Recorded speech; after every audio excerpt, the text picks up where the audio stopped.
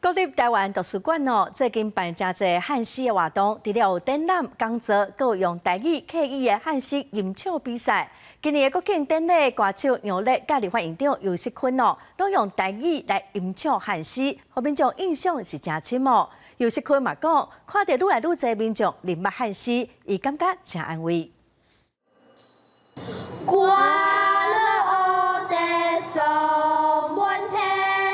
看囡仔用素派台语播短剧，那深刻嘛，互大家看到本土语言的推行成果。本土语是咱珍贵的资产。双十大典当中，杨烈用台语吟唱的《意难忘》伫网络顶引起真侪讨论。按10月开始，汉诗推广特展伫国立台湾图书馆起稿，要展出汉诗的发展史，也要伫12月办台语、客语的汉诗吟唱赛，希望延续本土语言吟诗的关注热度。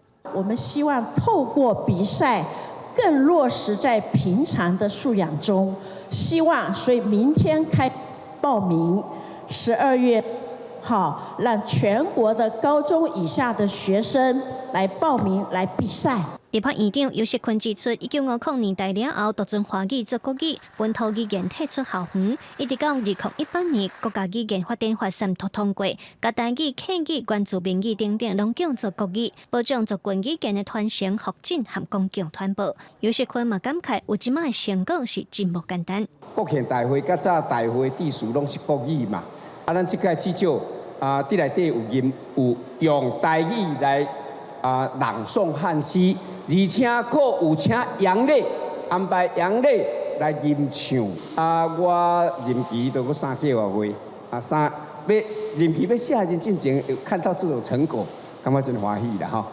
台湾图书馆所办的汉诗吟唱系列活动，除了展览比赛，也佫有3场讲座。像经营外水来采访卖酱业黄进兰，也是其中的一场。希望透过多元的活动，互本土语言生活化。记者卢尚如、曾俊尧台北报道。